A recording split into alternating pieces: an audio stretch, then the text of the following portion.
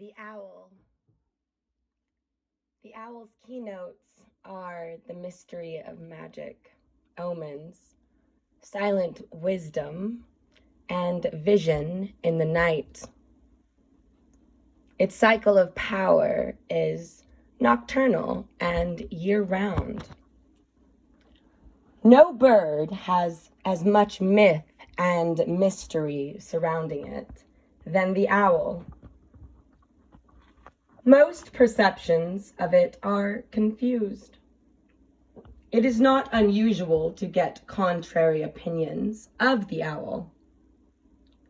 It has an ancient aura of mystery about it.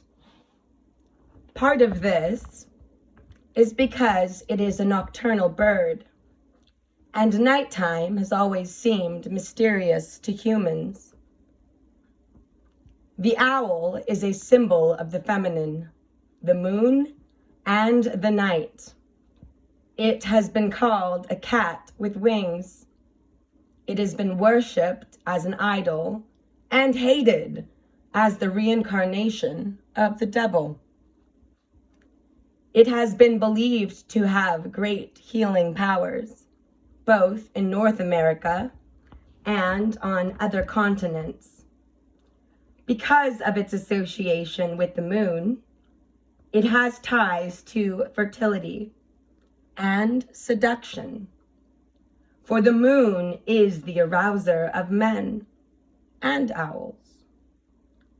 The owl is the bird of magic and darkness, of prophecy and wisdom. To the ancient Greeks, the owl was associated with the goddess Athena, and it was a symbol of higher wisdom. It was the guardian of the Acropolis. To the ancient early Christians, Christian Gnostics, it was associated with Lilith. It's second nature for me to say Lilitu, Lilitu, who was the first wife of Adam. She refused to be submissive to him. To the Pawnee indigenous, the owl was a symbol of protection. To the Lakota, it was a symbol of evil and death. To the Pueblo, it was associated with the skeleton man, the god of death, but who was also a spirit of fertility, air quoting here. Owl medicine is symbolically associated with clairvoyance, astral projection, and magic, both black and white. End of air quote. Many superstitions and beliefs have come to be associated with the owl. Owls have been thought of as the reincarnation of the dead. In Wales, the owl has come to be associated with fertility. If heard near a pregnant girl, it indicates an easy birth. The most predominant is that of the owl being able to extract secrets. It was believed in ancient Rome that to place a feather or part of an owl on a sleeping person would enable you to discover his or her secrets. This is all tied to one of its keynotes, especially when we look at its acute vision and hearing. The owl is a bird of the night, and the night has long been a symbol of the darkness within, the place in which humans hide their secrets. The owl has great vision and hearing.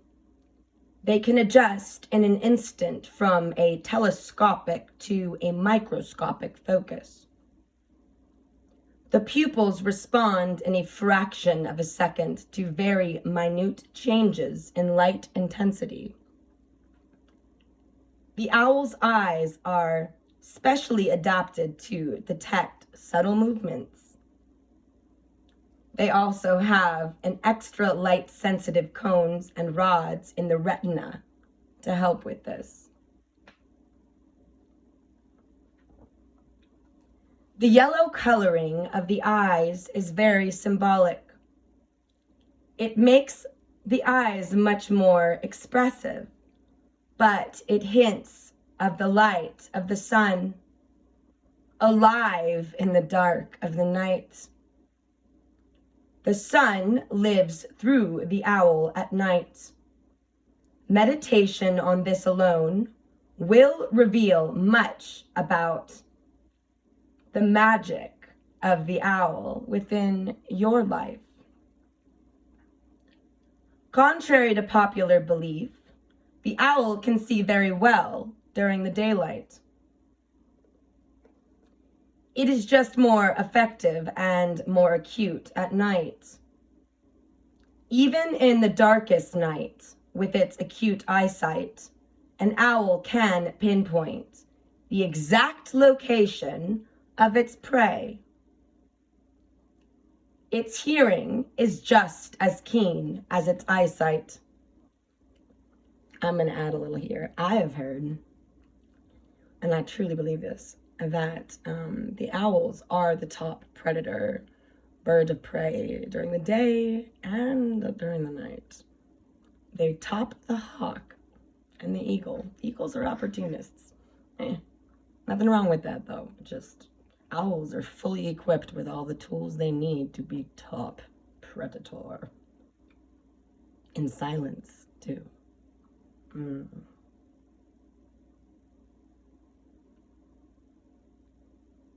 The ears of the owl are asymmetrical, and one ear is usually larger than the other. They are also located in different positions on the head. This enables it to sort out the auditory signals it picks up, facilitating it being able to locate its prey more easily. The barn owl can locate its prey as easily or even easier with its ears than its eyes. It will swivel its head and rock back and forth to pinpoint noises of prey with one great accuracy. It will also make periodic clicks as a form of echolocation.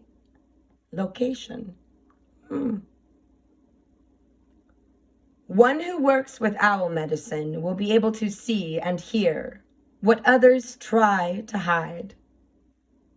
You will hear what is not being said, and you will see what is hidden or in the shadows. You can detect and pinpoint the subtleties. This can make others uncomfortable because they will not be able to deceive you about their motives or actions. Owl people have a unique ability to see into the darkness of others' souls and their life. This is very scary to most people. This vision and hearing capabilities has metaphysical links to the gifts of clairvoyance and clairaudience as well. The owl, as a bird of the night, can teach all of the secrets of the night. These secrets involve everything that transpires when the sun is gone. Owls are the eyes of the night, and they see what is not in the open. They have their secret knowledge that they can share. Their medicine can extract secrets. There are over 100 species of owls, and they have always had an intimate link to humans. Wherever humans live, so do rodents, the primary food of owls. Because of this, owl lives wherever humans live. The unfortunate part is that many hunters and farmers kill owls frequently, believing cats will do better with rodent control. So not true. Felines are the only animal creature thing that I'm aware of that kill for the joy of killing. Cats do more damage to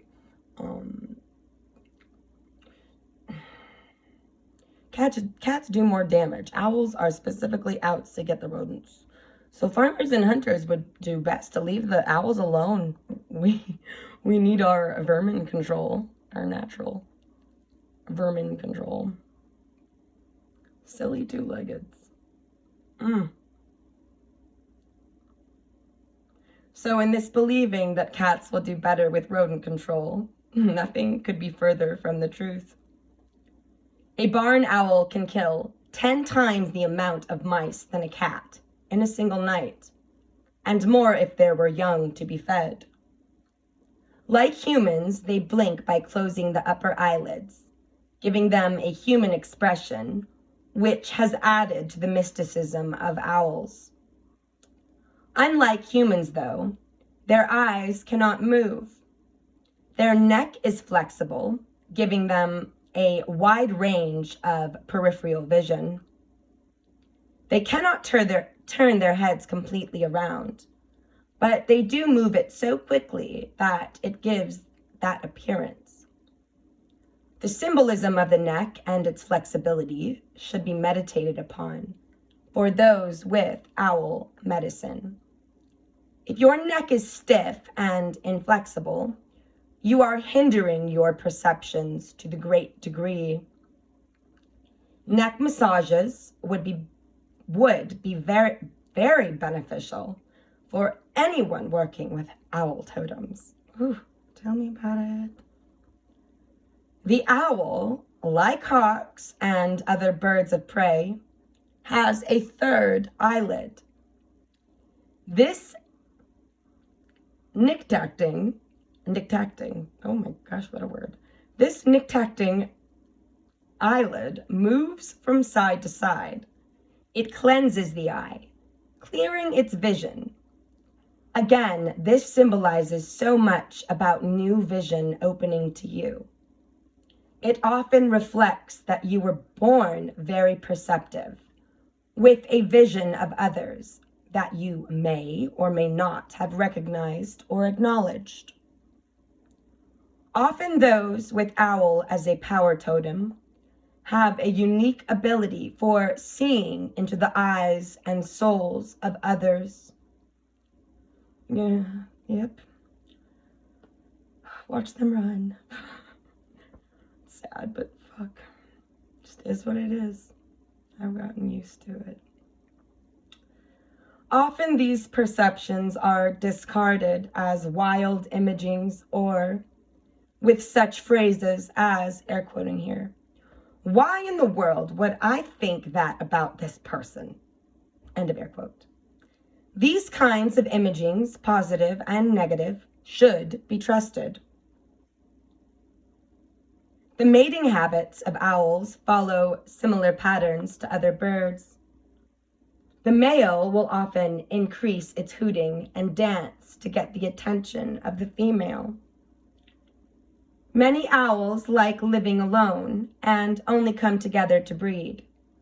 So the female, especially of the great horned species, only mates when she truly trusts the male. Makes sense. Some owls mate for life, such as the barn owl. Others mate and stay together only until the owlets leave the nest. Many owls do not build nests. They will lay eggs in the forks of trees or use abandoned nests of other birds because they often have unusual nesting procedures. It is not uncommon to find owlets and fledglings at the base of trees where they have fallen. Many people pick them up believing them to be abandoned. Now, this is rarely so. If left alone, the mother will take care of them. Just don't go picking them up. Unless they're on the road. I mean, even then, though.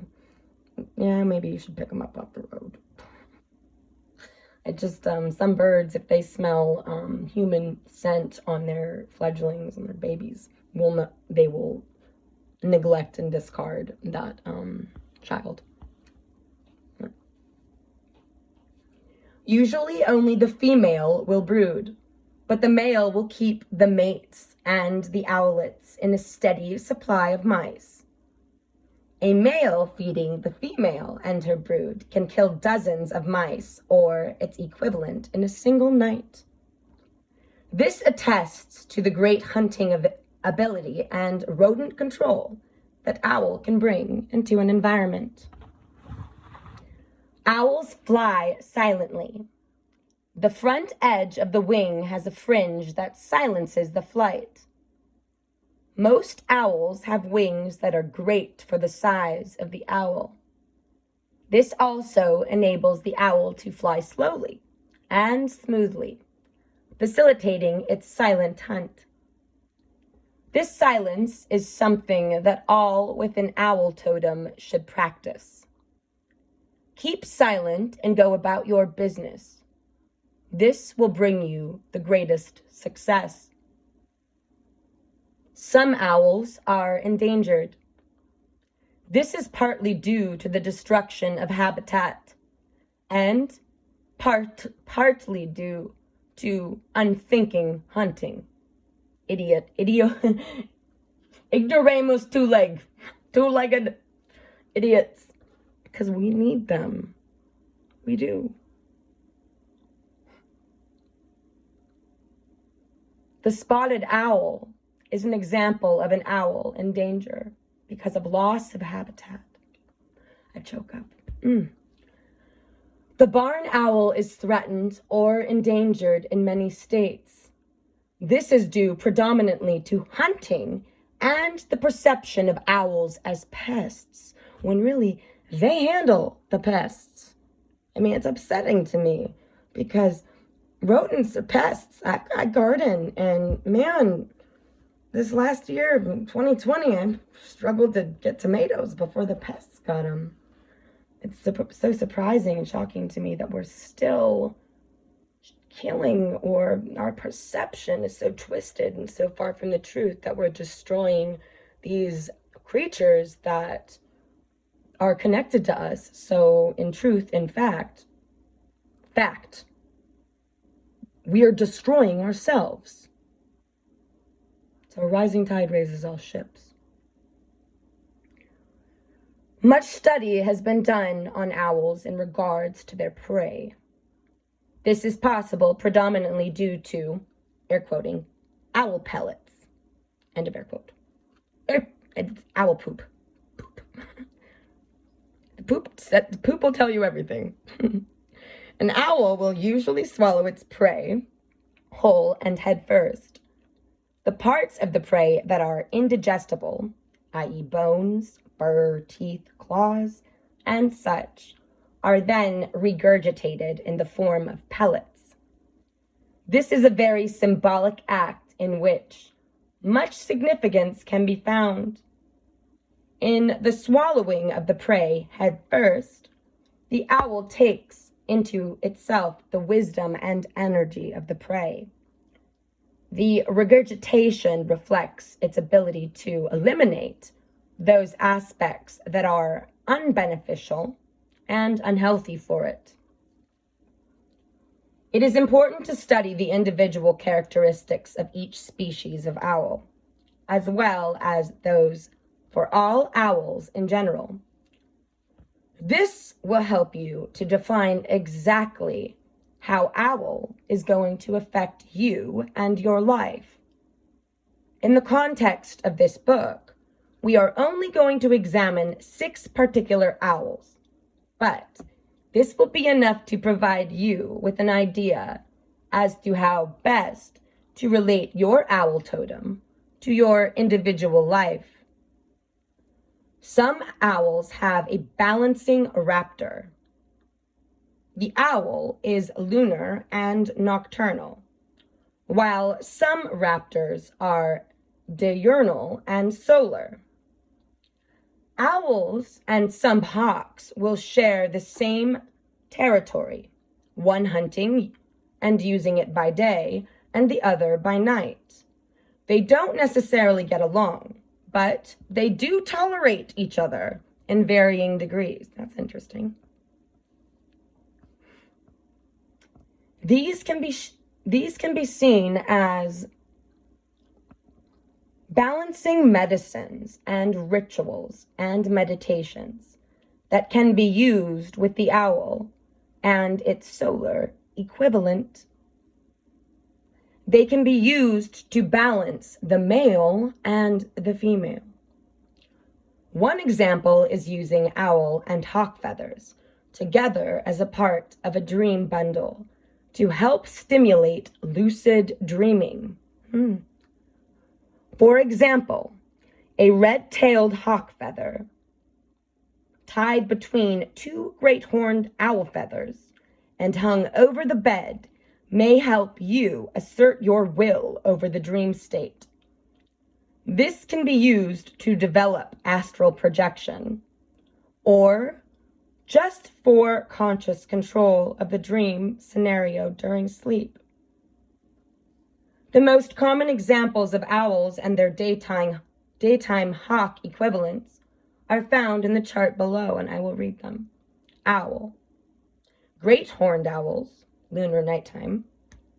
Solar daytime, red-tailed hawks. Barred owls, nighttime, hawk. Red-shouldered hawks, so it's daytime. Nighttime, screech owls, equivalent to daytime crestals. Nighttime short-eared owls, equivalent to harrier hawks. Snowy owls, nighttime, equivalent to white-phase gyrfalcons. The first owl we will examine is the great horned owl. This is the most ferocious and the most successful predator in the owl family in America. It is powerful and swift. It can easily snap the neck of a woodchuck. It will not hesitate to take whatever prey presents itself. The great horned owl will even take on all other birds of prey, hence the hawk. I do know that they bump occasionally. Most are in awe of its formidable talons. So the great horned owl, oh yeah, scary talons. And its strong beak. The red-tailed hawk is most often considered the solar or daytime equivalent to the lunar and nocturnal great horned. This is because they may nest in the same kind of land. Now, this does not mean that they get along.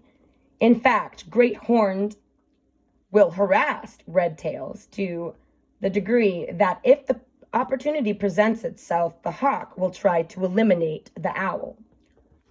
Truly only the golden eagle, here we are now, so they're not afraid of the owls.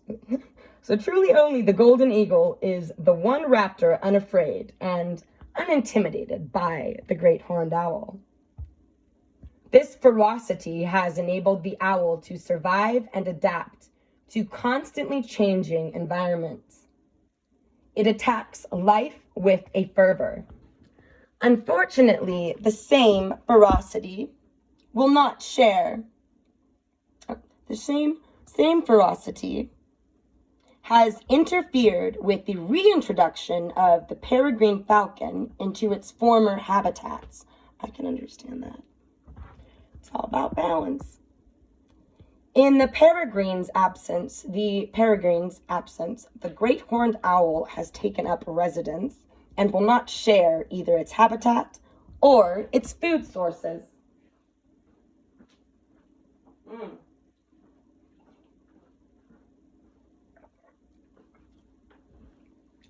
The favorite food of the great horned is the skunk, And anyone with this owl as a totem should also study the significance of the skunk. This owl does not have a totem, have a great sense of smell. Interesting. It doesn't, but it can hear very well. Which is probably why it is the skunk's most fearsome predator, so it is not bothered by skunk spray. Pretty cool. It would also be good to study crows, as they will often gang up and mob owls in their environment.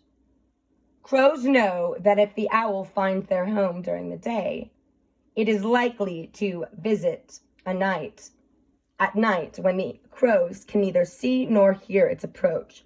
So owls are a threat to crows, and if the crow has an opportunity to execute the owl, they will.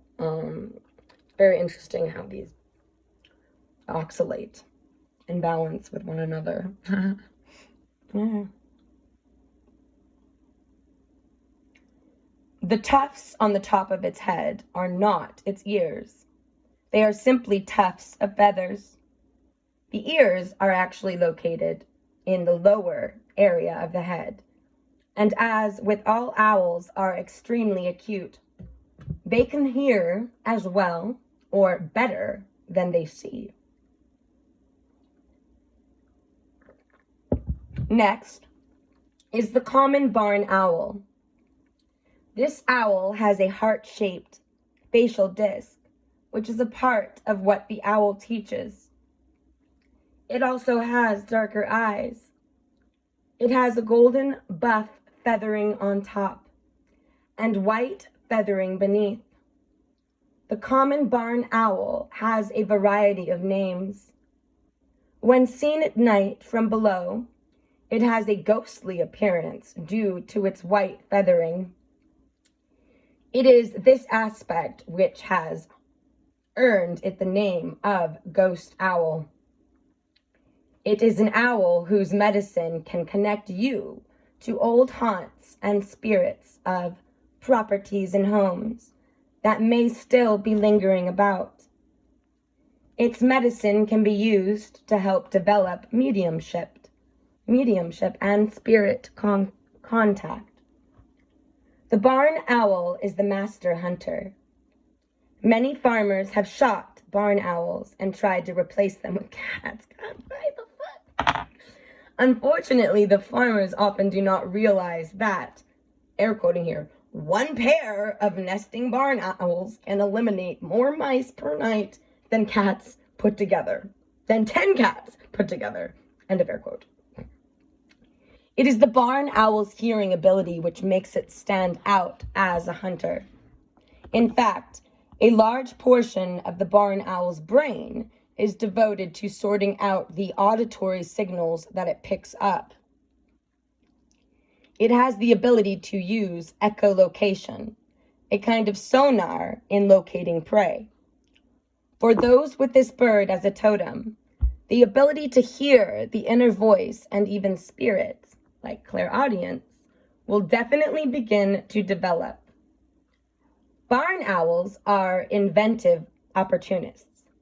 They are adaptable and will take their food wherever they can find it. Their most common prey is the mouse, and those with barn owl medicine should study the qualities of the mouse as well. Another marvelous owl is the bard. They are master vocalists, and they have a charming personality. We know.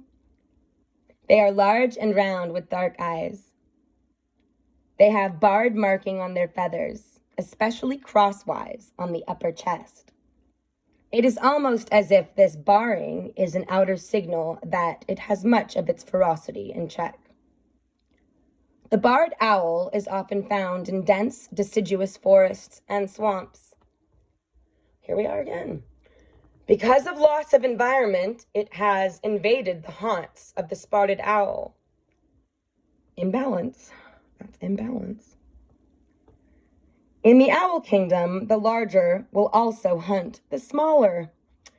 Since the spotted owl is smaller, it is somewhat threatened, even though many believe the spotted owl is just a close relative.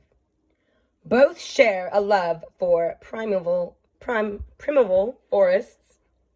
Now, the daytime equivalent of the barred owl is the red-shouldered hawk.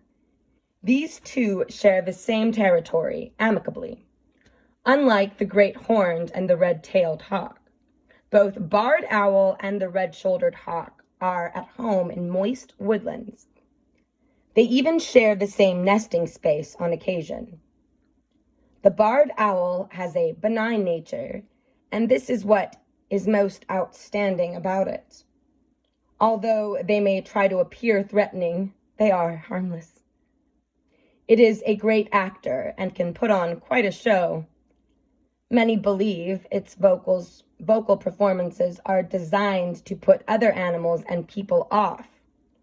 It reflects the ability of owl to teach us how to use the voice for greater effects. Screech owls are much smaller than those we have discussed so far.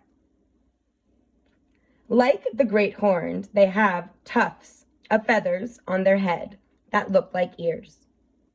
They are usually reddish or gray in color, and they are only 6 to 10 inches tall.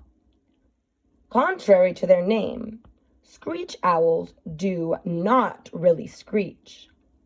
Their sounds are more like a soft, whiny sound. So during mating season, the male and female owls will sing duets. The males have a lower pitch. If the young are threatened, this is when the, air quoting, screech is usually heard. In spite of their small size, the courage and ferocity of the screech owl is often compared to that of the great horned. It is thought by many to be a miniature of the great horned in this aspect. The daytime equivalent of the screech owl is the crestal. They both share the same territory. They both have a fondness for woodland borders and use of tree holes for nesting. They both have a fondness for crickets and mice.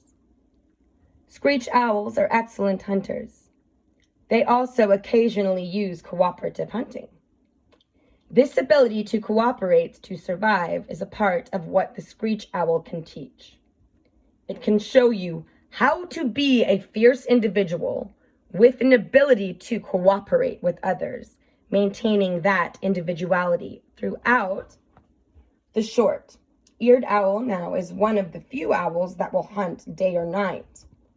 This in itself reflects that its medicine is powerful, day and night. It is also unique in that it will meticulously build its home. It will also migrate. The markings on it are flame-like, reflecting its scientific name, Aceo flammeus.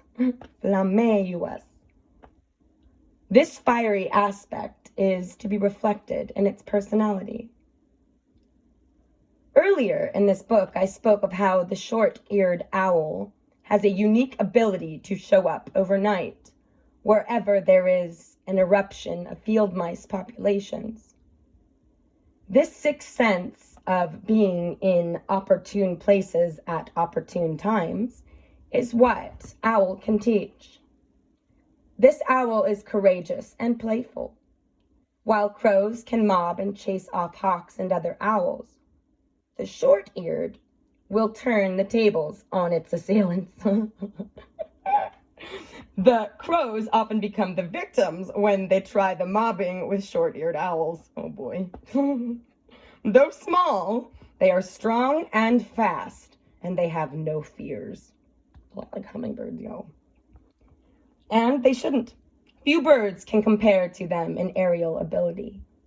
Even the great blue heron, who thinks it's the king of the marshes, has fallen to the short-eared owl on more than one occasion. Whoa, I'm blown away. What? Even its counterpart, the harrier hawk, which is the most agile of the hawks, cannot outfly it. These two will often share the same territory and have mock, air quoting, dogfights, end of air quote. This owl and this hawk nest close to each other, and rarely do they ever fight. Seems to me they're working together. Teamwork makes the dream work. The short-eared owl is a versatile and curious bird. Its abilities are second to none, and it has no fear. It reflects a blending of fire and air. They have a stimulating effect upon all energies. They stir passion for life and fire, the inspiration. They awaken the imagination. The last example I will use is that of the magnificent snowy owl. It is larger than the great horned, but it is most noted for its white coloring. It is found in the open tundra of the Arctic, but it will migrate as far south as necessary to find food. Most owls do hunt by night, but like the short-eared owl, the snowy is at home both night and day. It can hunt in full sunlight or total darkness.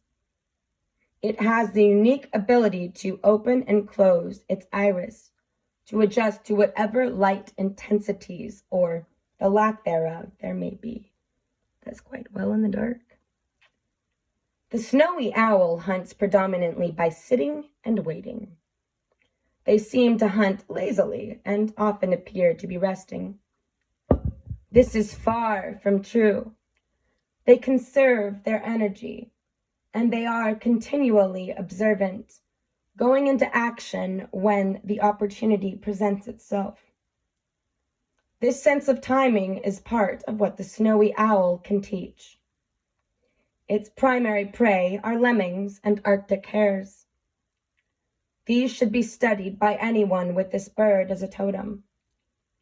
It will usually eat its weight in food every day, and like the short-eared owl, it has a knack for moving to areas where food supplies will more likely be found.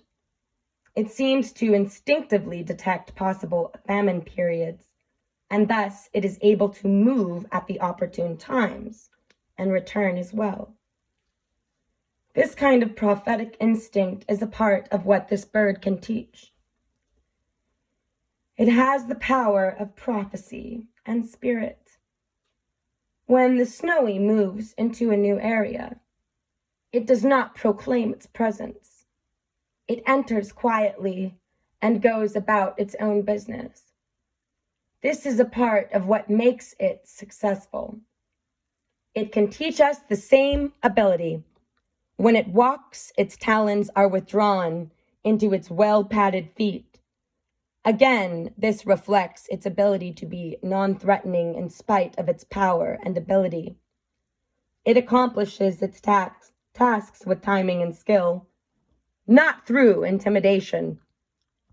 True strength is gentle, and this is what the snowy teaches.